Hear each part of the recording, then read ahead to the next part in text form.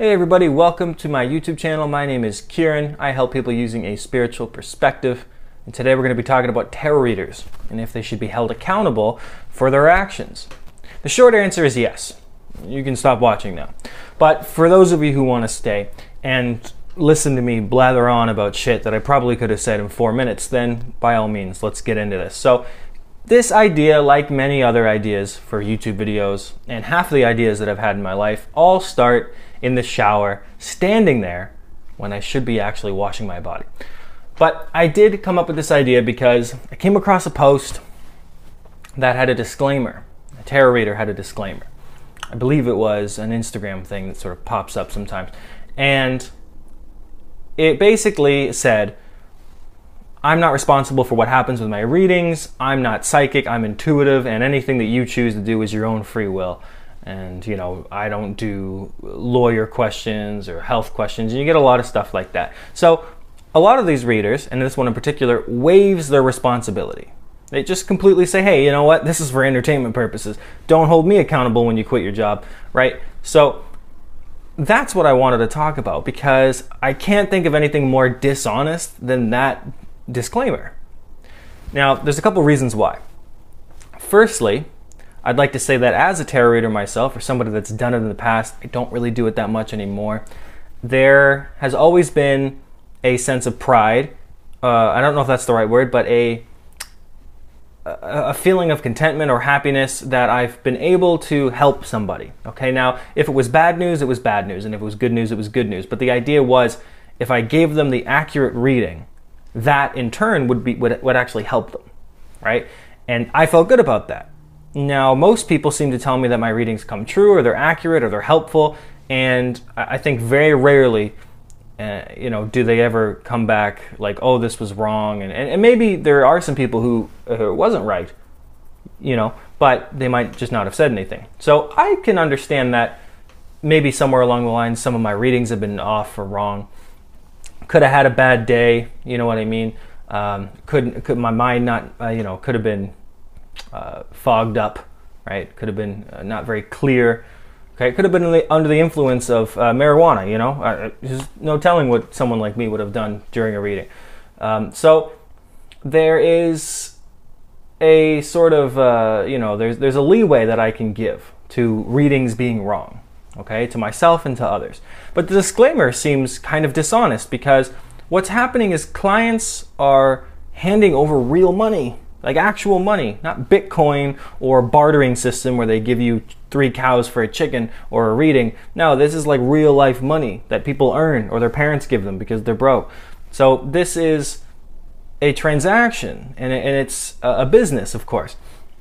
So to have the disclaimer is dishonest in the sense that when these people are trusting you, trusting the tarot reader, trusting this intuitive person to give them a reading, it's for advice and guidance. It's for predictions. It's not like they're coming to you and they don't give a shit about what you're having to say, because that's the whole point. And tarot readers are marketing their services. They're marketing their intuition. They're marketing their ability to come up with a prediction, to give guidance or feedback. It's absolutely true that we have our own sense of free will, or we can do what we want with our own images, right? With our own actions, with the things that we portray ourselves as. We can take all of that, right? But in the same way that you go to a doctor and he diagnoses you with a sprained ankle, of course, it's not up to him how you choose to use your legs after that. If you're going to be an idiot and go skiing, then that's on you. But if you're going to get rest and recuperate as per the doctor, the professional's advice, then yeah, okay, then you're going to be probably in good hands. And that's fine. But what happens when the doctor misdiagnoses your sprained ankle? Or what if it's something more serious? Because that happens all the time. Doctors are held responsible for screwing up. It's called a malpractice suit. And they happen, again, all the time. So why are tarot readers any different? Why is it only for entertainment?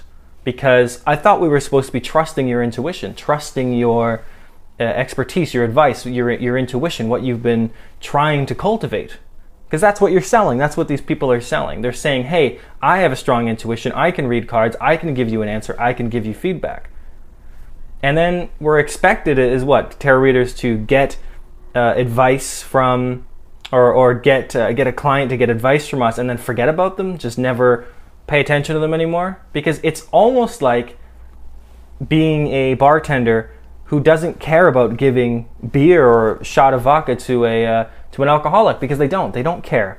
Sure, you'll get a bartender throw out a drunk every once in a while, but they're not going to give a shit about an alcoholic coming in every other day to get a few beers in them or whatever. They don't care.